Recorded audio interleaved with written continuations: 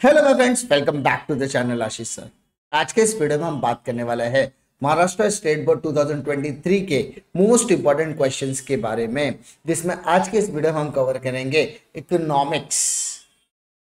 आपने जिस तरीके का प्यार इसके पहले की वीडियो में दिया, सेम रिस्पॉन्स इस वीडियो में भी मिलेगा, इसकी हम उम्मीद करते हैं।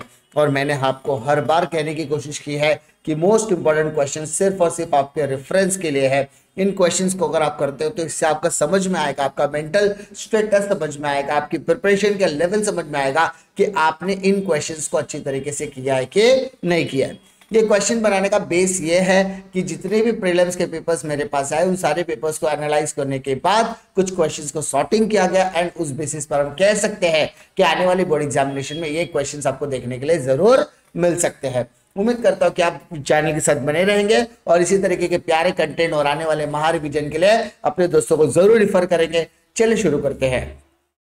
सबसे पहले आपको चैप्टर्स वाइज वेटेज का पता होना जरूरी है।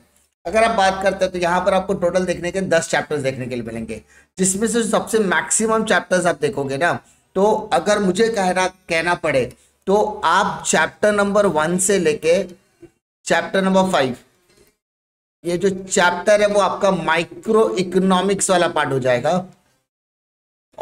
चैप्टर नंबर 6 से लेके चैप्टर नंबर 10 वाला जो पार्ट हो जाएगा वो आपका मैक्रो इकोनॉमिक्स का पार्ट हो जाएगा।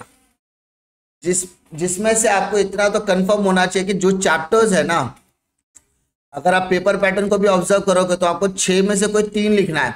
तो जो 3 क्वेश्चन होते हैं वो माइक्रो इकोनॉमिक्स से रिलेटेड होंगे और जो बाकी के 3 क्वेश्चन होंगे वो मैक्रो इकोनॉमिक्स से रिलेटेड होने वाले हैं। तो आपको कोई भी चैप्टर ऐसा नहीं है कि सारे चैप्टर्स को या तो आपका पूरा पेपर हो जाएगा, ऐसा नहीं है। बिल्कुल आपको शांत दिमाग से पहले 5 चैप्टर बहुत ही तगड़े तरीके से करने हैं और बाकी के 5 चैप्टर जो होंगे उसमें आप इंपॉर्टेंट क्वेश्चंस को देख सकते हो, कर सकते हो। अब यहां पर अगर हम बात करें तो सबसे बड़ा चैप्टर इसमें से सबसे ज्यादा वेटेज रखता है chapter number 3A3B and chapter number 8, that is public finance in India. उसके अलावा बाकी के जो चैप्टर्स है वो 11 मार्क के। चैप्टर नंबर 6 आपको 11 मार्क का दिखेगा, चैप्टर नंबर 9 आपको 11 मार्क का दिखेगा and rest of the chapter 10 mark के है, जिसमें chapter 1 macro utility analysis, supply analysis, forms of market, सब 10 मार्क के चैप्टर है। और सबसे छोटा टॉपिक है आपका फॉरेन ट्रेड इन इंडिया, जिसमें से ज्यादातर डिस्टिंग्विश बिटवीन ही पूछने के चांसेस होते हैं। ठीक है, अब पेपर पैटर्न की भी बात कर लेते हैं, जिसमें से आपको सभी बच्चों को पता है कि भाई साहब 20 मार्क का तो आपको क्या होने वाला है, ऑब्जेक्टिव्स होने वाला है। और इन सारे ऑब्जेक्टिव्स में सबसे ज्यादा और सबसे अहम आपको ध्यान देना है असर्शन और रीजनिंग के अंदर। आप चूज द करेक्ट ऑप्शन अच्छे से कर लेते हो, कोरिलेशन ढूंढ लेते हो, इकोनॉमिक टर्म्स ढूंढ लेते हो, सब कुछ कर लेते हो। असर्शन और रीजनिंग में आपको कहीं ना कहीं दिक्कतें आती है, ऐसा पाया गया है स्टूडेंट्स के बीच में। तो आपको सबसे ज्यादा ध्यान कहाँ रखना है, वहां पर ही रखना है। हम लोग एक स्पेशल सेशन लेकर आएंगे जहां पर हम असर्शन और रीजनिंग के बारे में डिटेल में डिस्कशन करेंगे और टेक्स्ट बुक के अंदर जितने भी इंपॉर्टेंट असर्शन और रीजनिंग होंगे उसको हम लोग सॉल्व करने की कोशिश करेंगे। जो बच्चे पिछले साल से जुड़े हुए उनको पता है कि 12th स्टैंडर्ड की प्रिपरेशन को नए लेवल तक ले जाने के लिए अगर आपको ऑब्जेक्टिव्स चाहिए, हम ऑब्जेक्टिव्स भी प्रोवाइड करेंगे। अगर आपको जहां जहां डिफिकल्टी वो सारी चीजें आपको मिलने वाली है, बशर्ते आपका साथ इस चैनल के साथ बना हुआ होना चाहिए। अगर आप चैनल को सब्सक्राइब करते हैं, पहली बार आए, तो उससे आपको एक ये मुझे मोटिवेशन मिलेगा कि नहीं, बच्चों फैमिली बढ़ रही है, यूट्यूब के सब्सक्राइबर्स बढ़ रहे हैं, तो ऑब्वियसली मेरे पास कंधों पर रिस्पॉन्सिबिलिटी बढ़ रही है। तो जब रिस्पॉन्सिबिलिटी बढ़ती है तो हमें और ज्यादा काम करने का मोटिवेशन मिलता है और वो मोटिवेशन आप अपने फ्रेंड्स में शेयर करके बढ़ा सकते हैं। वो सब सोच और रिस्पॉन्सिबिलिटी मेरे कंधों पर बढ़ा सकते हो, तब लगेगा नहीं हमें इस ईयर की बैच के लिए भी कुछ एक्स्ट्राऑर्डिनरी करना पड़ेगा, प्रीवियस ईयर से और क्या बेटर कर सकते हैं। उसके अलावा क्वेश्चन नंबर 2 की तरफ बढ़े तो यहाँ पर आपको कॉन्सेप्ट वाले क्वेश्चन देखोगे, देखो 5 में से 3 करना है, तो 3 क्वेश्चन आपको माइक्रो और मैक्रो से देखने के लिए जरूर मिलेगा। फिर बात करते हैं डिस्टिंग्विश बिटवीन की, उसमें भी 5 में से 3 आपको करना है and answer the following question, reason with the agree और disagree, study the table, figure and passage. अभी जो बच्चे बोल रहे हैं सर हम अगर समझ लीजिए अगर रात से हमने पढ़ाई चालू की तो हमारे मार्क्स कैसे हम ज्यादा स्कोर कर सकते हैं, क्योंकि मुझे ज्यादा हार्ड नहीं होता, पॉइंट्स वगैरह याद नहीं रहते, तो मैं क्या कर सकता हूँ। तो बेटा यहाँ पे ध्यान देने की जरूरत है। सबसे पहले आप ऑब्जेक्टिव्स की तरफ जाओ ऑब्जेक्टिव के 20 मार्क अचीव कर लो, ठीक है। फिर आप डिफाइन की तरफ जाओ।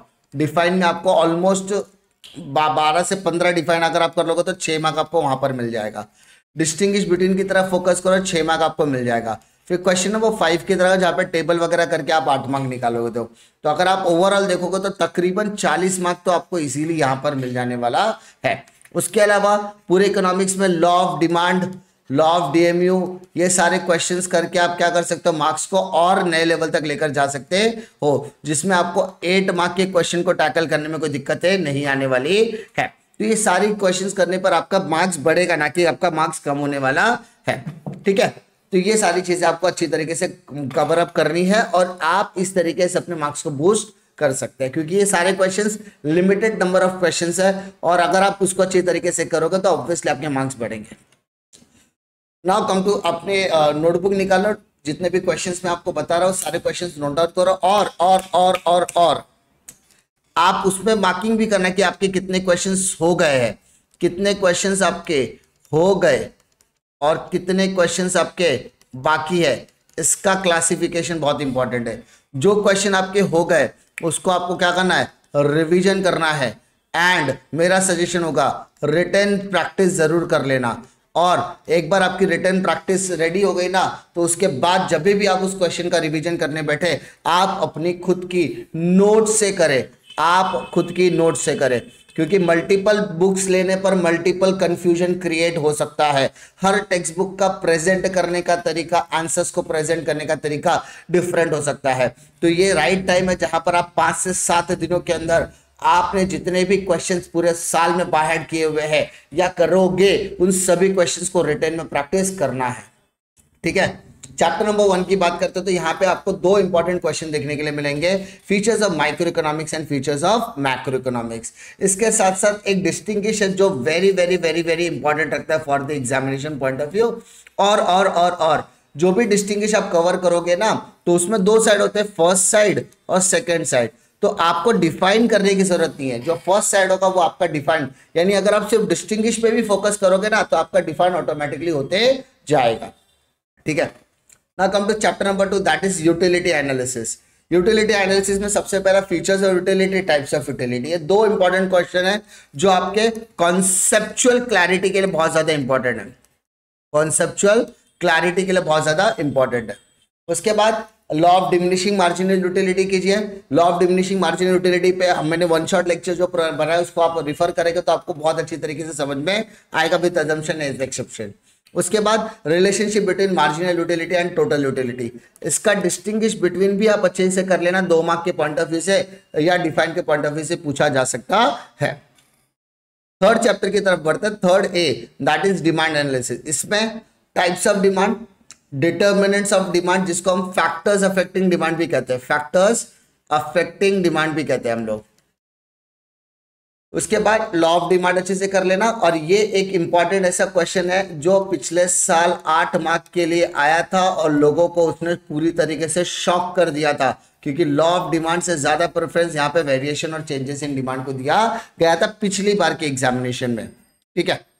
फिर बात करते हैं हम लोग इलास्टिसिटी ऑफ डिमांड की। इलास्टिसिटी ऑफ डिमांड के अंदर आपको 2 क्वेश्चन यहाँ देखने के लिए मिलेगा। एक होगा आपका types of price elasticity of demand, जिसके अंदर यूनिटरी आता है ना, relatively elasticity of demand, in elastic demand, perfectly elasticity of demand, perfectly in elasticity of demand, ये 5 टाइप। लेकिन जब हम बात करते हैं टाइप्स ऑफ इलास्टिसिटी तो उसमें इनकम, क्रॉस और प्राइस देखने के लिए मिलेगा। बहुत सारे बच्चे क्या करते हैं, types of price elasticity of demand के अंदर यूनिटरी रिलेटिवली लिखा है, ऐसा बिल्कुल नहीं है। आपको समझना होगा कौन सा डिमांड आपको पूछा गया है, प्राइस इलास्टिसिटी पूछा है कि सिर्फ इलास्टिसिटी पूछा है, ठीक है। चैप्टर नंबर 4 में आओगे तो सबसे पहले law of supply with assumption and exception, and उसके बाद variation in supply and changes in supply. इसके अलावा इसकी जो भी कॉन्सेप्ट है, जैसे सप्लाई हो गया, स्टॉक हो गया, इसके अंदर एवरेज रेवेन्यू का कॉन्सेप्ट है, एवरेज कॉस्ट का, मार्जिनल रेवेन्यू, मार्जिनल कॉस्ट का, टोटल रेवेन्यू, टोटल कॉस्ट का, ये कॉन्सेप्ट जो है ना वो 2 मार्क के डिफाइन या डिस्टिंग्विश बिटवीन की तरह से पूछे जा सकते हैं। फिर बात करते हैं chapter number 5, that is forms of market. इसके अंदर सबसे पहला features of perfect competition, features of monopoly, price determination under perfect competition, features of monopolistic, ये क्वेश्चंस आप अच्छी तरीके से आपको करने पड़ेंगे। इसके अलावा आप ओलिगोपोली का क्वेश्चंस आप कंसीडर कर सकते हैं, क्योंकि इस बार के मेजॉरिटी प्रीलिम्स के पेपर में आपको ये क्वेश्चन देखने के लिए मिलेगा। और इसी के साथ साथ टाइप्स ऑफ मोनोपोली को भी आप कंसीडर कर सकते हैं, ठीक है। इंडेक्स नंबर की बात करें तो ये क्वेश्चन, इसके अंदर आपको टाइप्स ऑफ इंडेक्स नंबर करना है, लेकिन इस चैप्टर के अंदर आपको सबसे ज्यादा इंपॉर्टेंट होगा सम्स। जो भी क्वेश्चंस आपको न्यूमेरिकल्स क्वेश्चन में पूछे गए ना, वो न्यूमेरिकल्स आप अच्छे से कर लेना, आपका प्रिपरेशन अच्छी तरीके से हो जाने वाला है। फिर बात करते हैं नेशनल इनकम की।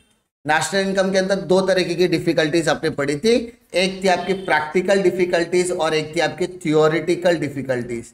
तो दोनों तरीके की डिफिकल्टीज आप पढ़ लेना। क्वेश्चन में अगर सिर्फ बोला है डिफाइन या explain the difficulties of national income, तो आप दोनों में से के 4-4 पॉइंट लिख सकते हो। लेकिन अगर आपको बोला प्रैक्टिकल डिफिकल्टी, तो प्रैक्टिकल पे कॉन्सेंट्रेट करना, थियोरिटिकल बोला तो थियोरिटिकल पे कॉन्सेंट्रेट कर सकते हैं। एंड इसके अलावा features of national income. Public finance in India, इसके अंदर दो इंपॉर्टेंट क्वेश्चंस देखने के लिए मिलेगा। एक है आपका सोर्सेस ऑफ रेवेन्यू, जिसमें टैक्स रेवेन्यू और नॉन टैक्स रेवेन्यू दोनों तरीके के क्वेश्चंस आते हैं, ठीक है। और टाइप्स ऑफ टैक्सेस में डायरेक्ट टैक्सेशन, इनडायरेक्ट टैक्सेशन।